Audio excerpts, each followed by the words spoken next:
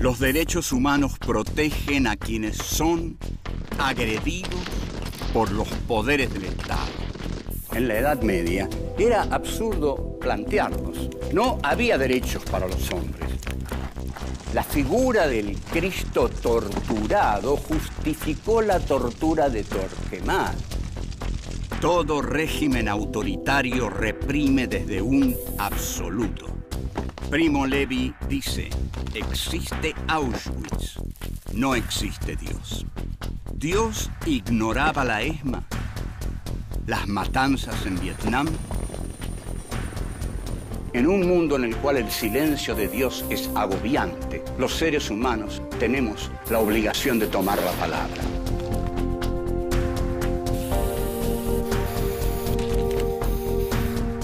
Filosofía aquí y ahora 5.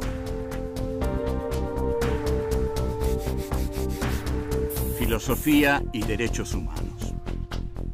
Encuentro 3. Teoría de la violencia. 1. La historia avanza por su lado malo. 2. El espíritu de dominación y la pulsión de muerte. 3. La voluntad de poder. 4. El torturado en la cruz. 1. La historia avanza por su lado malo.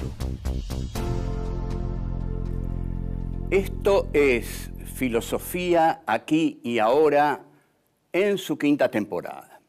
En esta 5ª temporada nos estamos dedicando a filosofía y derechos humanos.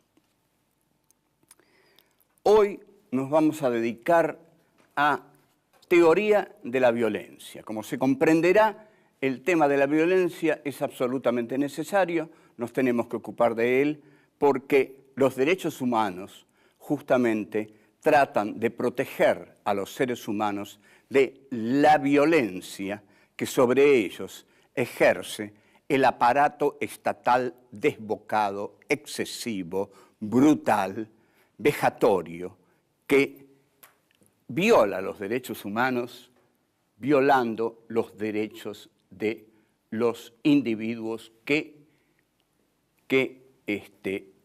viven en una determinada sociedad. Los derechos humanos están para proteger a esos seres humanos. Entonces, los derechos humanos tenemos que pelear más que nunca por ellos, porque la violencia es lo que está reinando en la historia. Esta ya no es una historia angélica, una historia de amor, es una historia violenta, una historia de odio que marcha por su lado malo. Hegel decía, la historia marcha por su lado malo. ¿Qué quería decir con esto? Que la historia marchaba por su lado negativo. Para Hegel, esta era una afirmación teórica, no moral.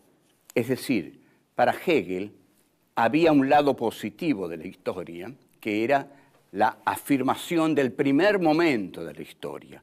Luego venía necesariamente un lado negativo que destruía a ese lado positivo y luego venía un tercer momento de conciliación en el cual el lado positivo primero, el lado negativo segundo, se armonizaban en un tercer momento que Hegel llamaba el momento posibilitado por el Aufheben, el momento de lo que superaba conservando, y ese tercer momento de la conciliación era el que permitía la armonía. Bueno, esta filosofía hegeliana que lo llevó a constituir todo su edificio teórico y al cual remitimos a nuestras clases sobre Hegel para que ustedes lo repasen mejor, le permite decir a Hegel que la historia avanza sobre su lado malo. Es decir, si no hubiera negatividad no habría historia. Y tengamos en cuenta que si no hubiera habido pecado en el paraíso terrenal, tampoco hubiera habido historia. A ver, regresemos un momento al Génesis. Tenemos Génesis, momento en que se inicia el Antiguo Testamento. Tenemos paraíso terrenal, un Dios que les dice a dos personajes desnudos: este es un paraíso, este es un lugar hermoso, van a vivir acá, ustedes son inocentes, pásenla bien.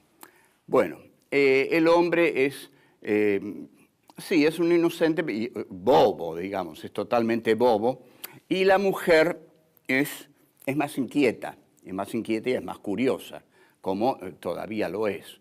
Como es más inquieta y es más curiosa, quiere comer de un árbol que Dios prohibió. Ese árbol que Dios prohibió comer es el árbol de la ciencia, del conocimiento. El hombre no debe conocer, dice Dios, claro, porque solo Dios quiere conocer. Entonces, cuando el ser humano conoce, peca. Conocimiento es igual a pecado. Pecado es igual a arrogancia ante Dios. Y es Eva, la mujer, la primera que toma para sí el derecho de erguirse ante Dios y decir: sí, yo voy a pecar porque yo quiero conocer, yo quiero saber, aunque eso implique sufrimiento. Los echa del paraíso terrenal y luego continúa la historia con dolor. Y entonces Adán y Eva tienen sus dos hijos, que son Caín y Abel. Y Caín mata a Abel. Caín significa posesión y Abel tiene un nombre inocente como sol del mediodía, una cosa así. Pero Caín significa posesión, y posesión ya es un nombre que nos está dando, revelando, abriendo el enigma de todas las tragedias que han atravesado el espíritu del hombre a lo largo de la historia. Volvemos.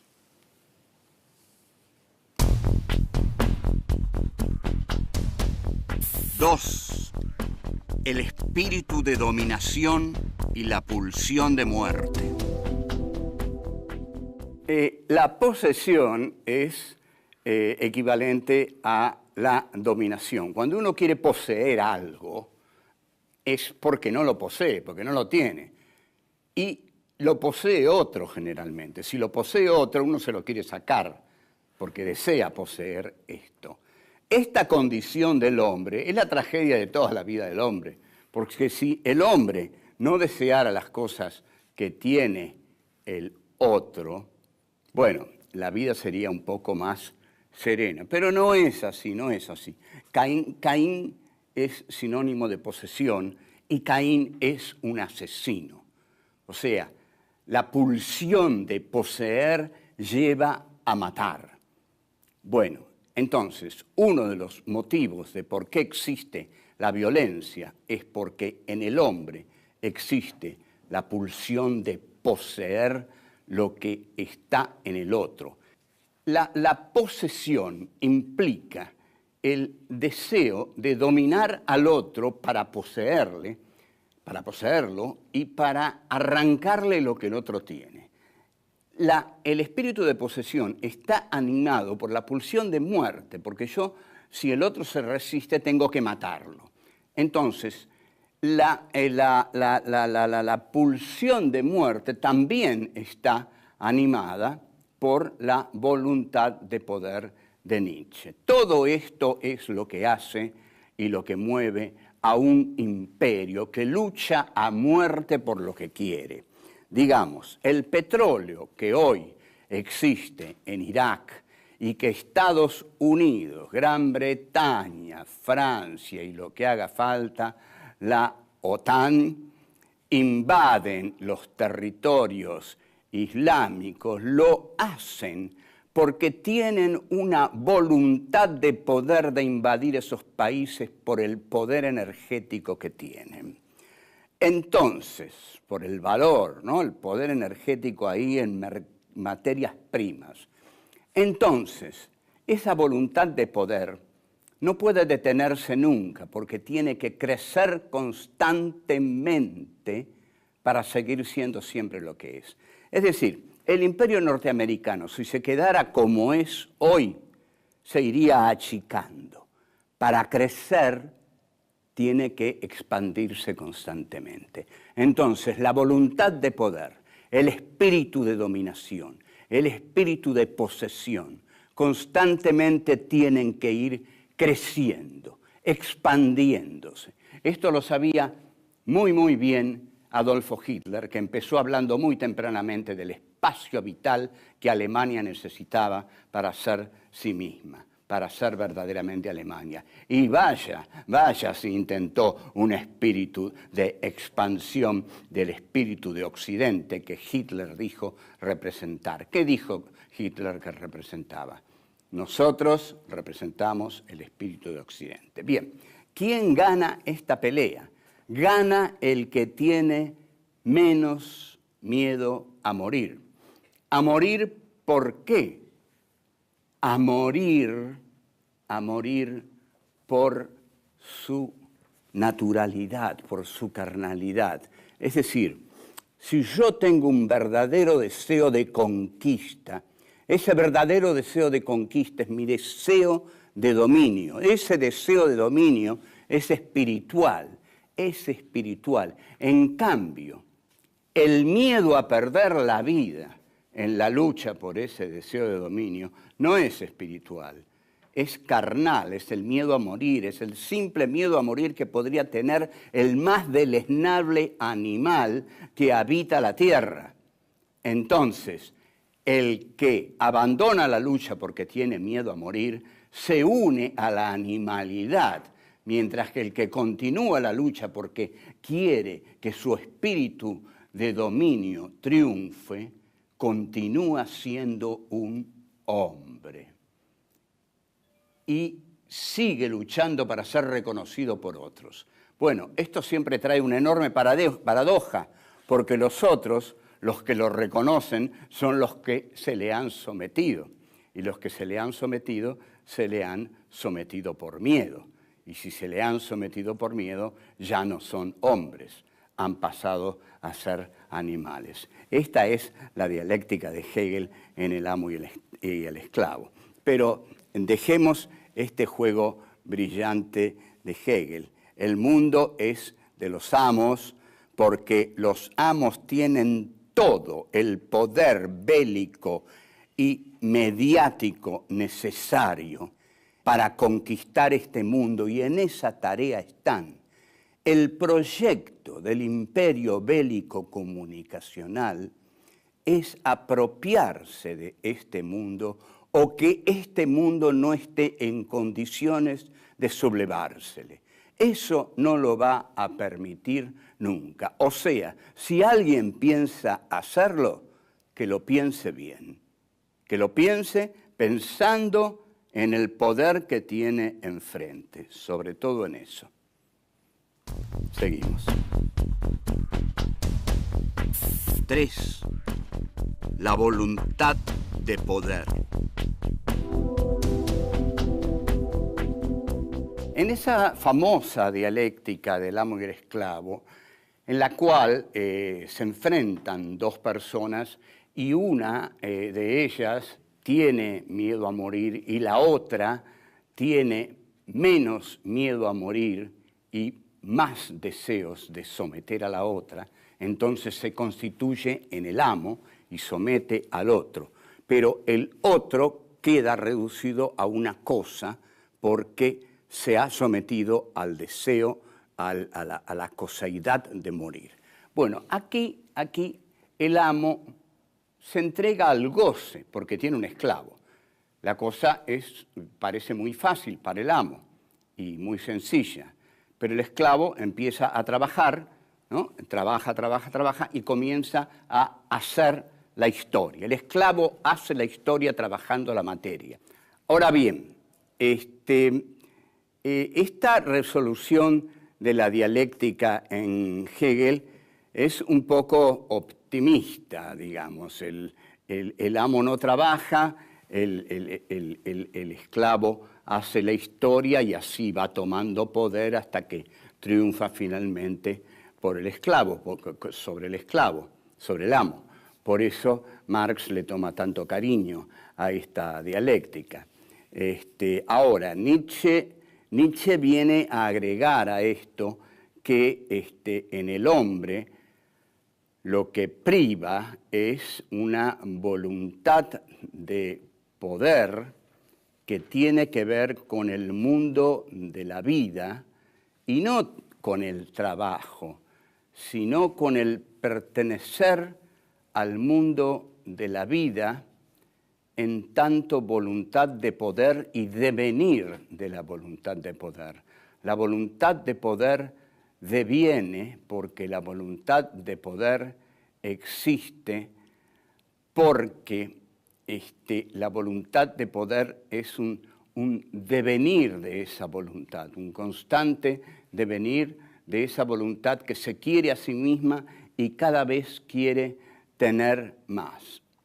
Ahora, en un análisis de la violencia, deberíamos ver que todos estos elementos, finalmente, de todos estos filósofos, van a confluir y a chocar los unos contra los otros, que el hombre de la voluntad de poder va a chocar contra el esclavo, que el esclavo se va a sublevar contra el amo, que el amo no va a poder mantener constantemente su situación de comodidad. De hecho, Hegel está trabajando sobre los elementos de la Revolución Francesa, ¿no? Que es una gran revolución del pueblo bajo y la burguesía. Es una de las grandes revoluciones triunfantes, ¿no?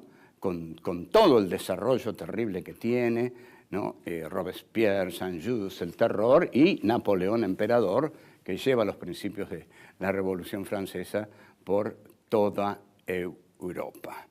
La violencia existe porque existió, porque existe y porque existirá. ¿Por qué existirá? Porque el hombre es violento, porque la violencia está en el hombre y porque el hombre sabe que para conseguir algo, una de las formas fundamentales que tiene es matar al otro, porque el hombre ha desobedecido una y otra vez los preceptos fundamentales de Dios.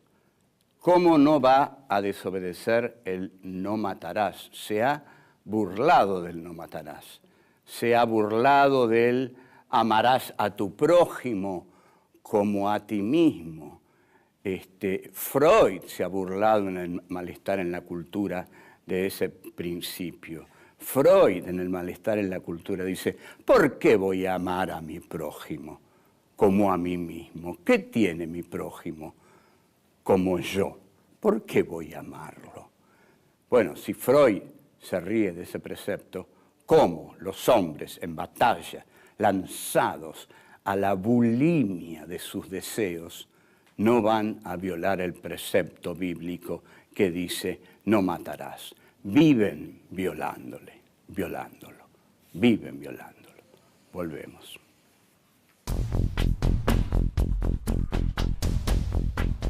Cuatro. El torturado en la cruz. Yendo al plano religioso, al plano estrictamente del cristianismo, tenemos que ver cómo se ha utilizado la figura de Cristo por medio de la Iglesia católica. Es decir, Cristo, cuando uno entra a la Iglesia,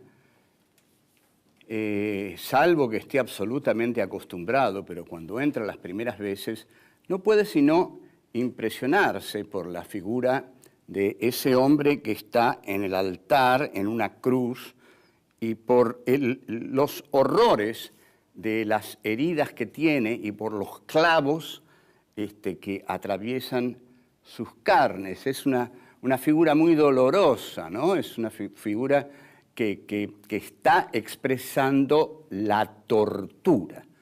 A ese hombre se le ha practicado meticulosamente un dolor técnico, ¿no? Con tranquilidad, de a poco, se lo ha hecho sufrir.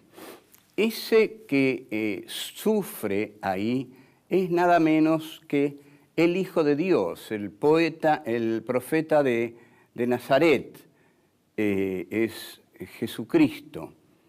Él ha venido, ha sido enviado por Dios para redimir todos nuestros pecados y ha tenido que sufrir todo eso para redimir todos nuestros pecados. Es decir, eso que ha sufrido ahí, lo ha tenido que sufrir por nosotros. Entonces, la pregunta inmediata es, ¿qué hemos sufrido nosotros por Él? Entonces, la pregunta inmediata también es, ¿qué tendremos que sufrir por Él? ¿Qué estamos dispuestos a sufrir por Él? Estamos en deuda con Él, porque Él sufrió todo eso por nosotros y nosotros aún no hemos sufrido nada por Él. El profeta de Nazaret, desde la cruz, sangrante, muerto, torturado, nos está exigiendo, ya que nos ha redimido de la culpa, que hagamos algo en la vida para ser dignos y estar a la altura de semejante sacrificio. Incluso el sacrificio es peor porque llega a los extremos de la duda. Está tan extremo es el sacrificio de Jesús de Nazaret que en determinado momento ya llega al límite extremo y exquisitamente fino y estrecho de dudar del Padre, de la figura del Padre, porque Jesús pregunta, Padre, ¿por qué me has abandonado? Es decir, cuando pregunta, Padre, ¿por qué me has abandonado? Todos los dolores le tienen que haber dolido más, porque era la fe en la figura del Padre que lo sostenía, la que le permitía seguramente tolerar ese infinito horror. Pero una vez que la fe se pierde y el Padre, Él dice que lo abandonó, el dolor tiene que ser el triple. Entonces, ese Cristo en la cruz ha muerto con un dolor infinito y con una duda absoluta. Entonces, así comienza la figura de Jesús y la Iglesia católica.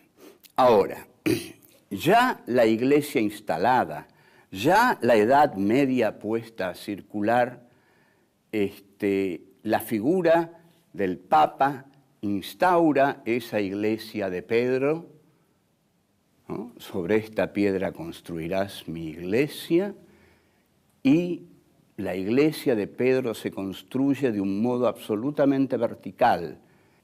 Entonces, durante toda la Edad Media, en que en gran parte de ella funcionó la Inquisición, la figura del Cristo torturado justificó la tortura de Torquemada.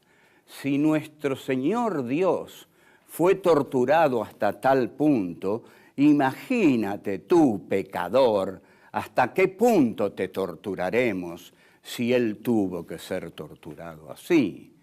Entonces, no esperes perdón, no esperes sino castigo. Lo que tendrás será castigo como lo tuvo nuestro Señor en la cruz. No esperes el perdón que Él no tuvo, no lo habrá para ti. Si Él no lo tuvo, tú no lo tendrás.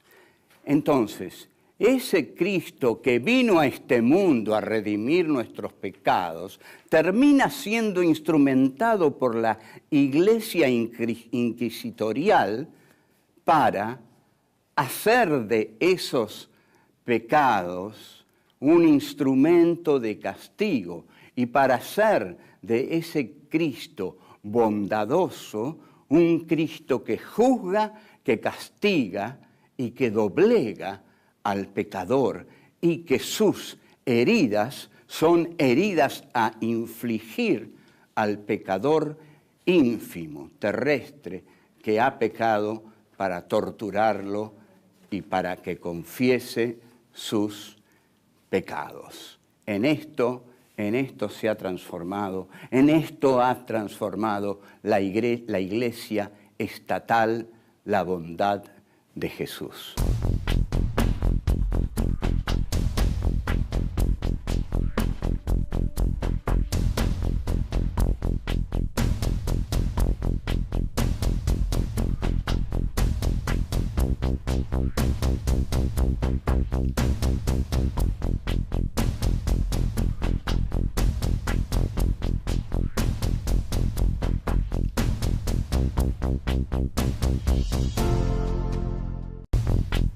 Los derechos humanos protegen a quienes son agredidos por los poderes del Estado. En la Edad Media era absurdo plantearlos. No había derechos para los hombres. La figura del Cristo torturado justificó la tortura de Torquemada. Todo régimen autoritario reprime desde un absoluto. Primo Levi dice, existe. 1. La historia avanza por su lado malo. Esto es Filosofía aquí y ahora en su quinta temporada. En esta quinta temporada nos estamos dedicando a filosofía y derechos humanos. Hoy nos vamos a dedicar a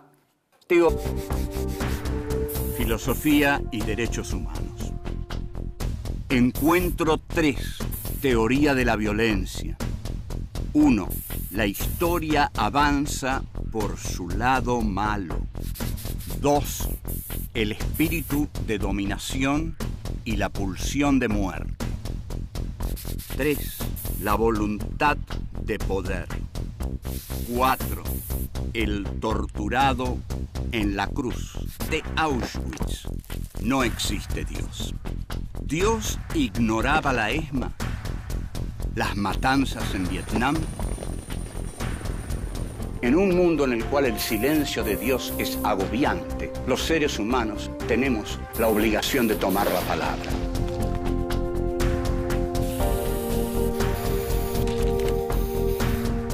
Filosofía aquí y ahora 5.